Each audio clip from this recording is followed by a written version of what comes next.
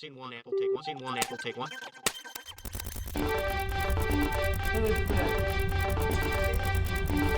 Today at Chat State with Asia Smith and Andromeda Stewart. How are your classes going? They're going well, honestly. I really enjoy the classes that I've been taking this semester, and I'm having a great time.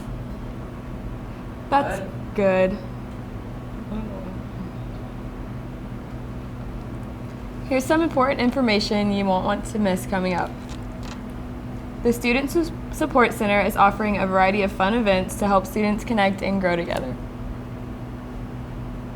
On Tuesday, February 13th, you can talk and share about relationships at the Valentine's Prep event from 10 a.m. to 1 p.m. upstairs in the Student Center in room 216.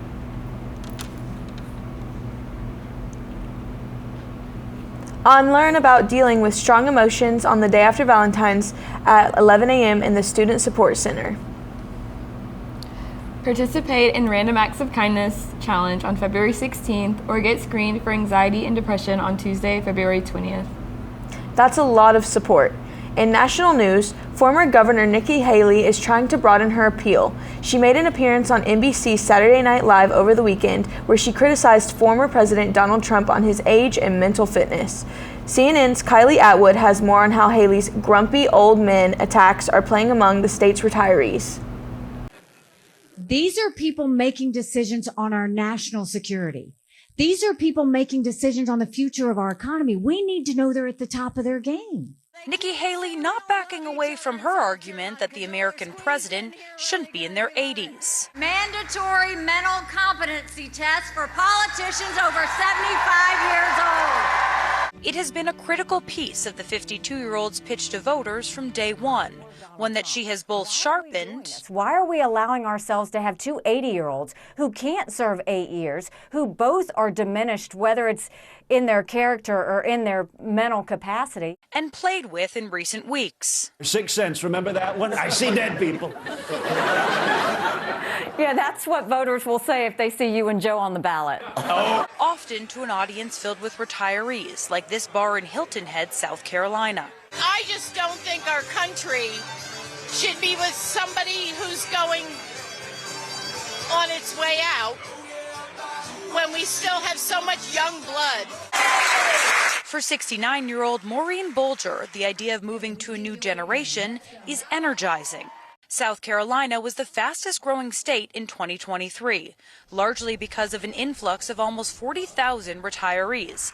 And Haley is betting that they get her argument. I think older people see it too. 61-year-old Anna Memo also fits that target audience. Whether it's the Biden ticket or the Trump ticket, I do feel that it's very important to look at age and consider age and cognitive skills.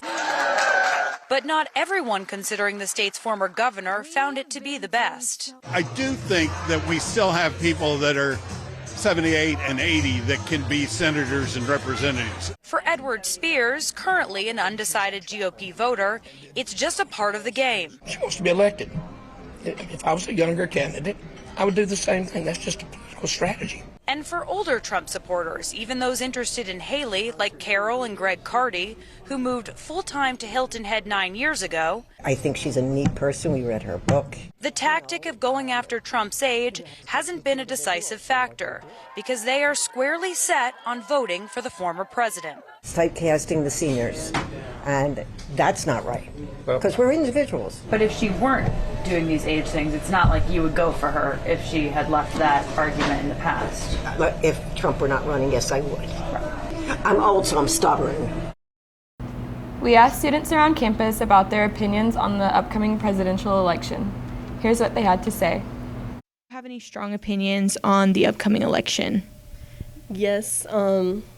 One, I will personally be voting third party this year. I'm not afraid to say that.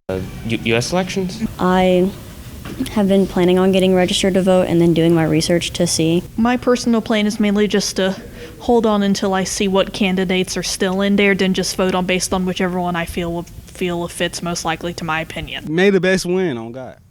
For presidency, Trump 2024. This is going to be the first election I'm actually able to vote in, so there's going to be that. That's going to be exciting.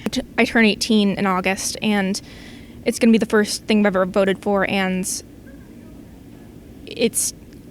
our country is a disaster, and we need to fix it. And I think that if you feel incredibly underrepresented in our government and the opinions of the two parties that we do currently have, instead of not voting or choosing whichever name you recognize more or voting for whoever your family is, you should definitely look more into third-party candidates. I don't want, Democrats to win. I don't want them to win. However, I just want our country to, be in a good state, where it is. I just want it to be in a good state. I don't really care who wins. I just want our country to at least be in a good state. You know what I mean? So, who are you voting for? I think that might be a personal question. Who are you voting for?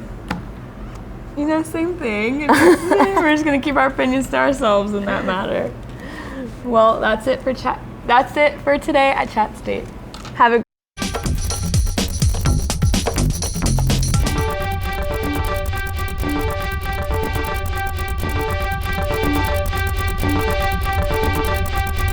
Scene 1, Apple take 2.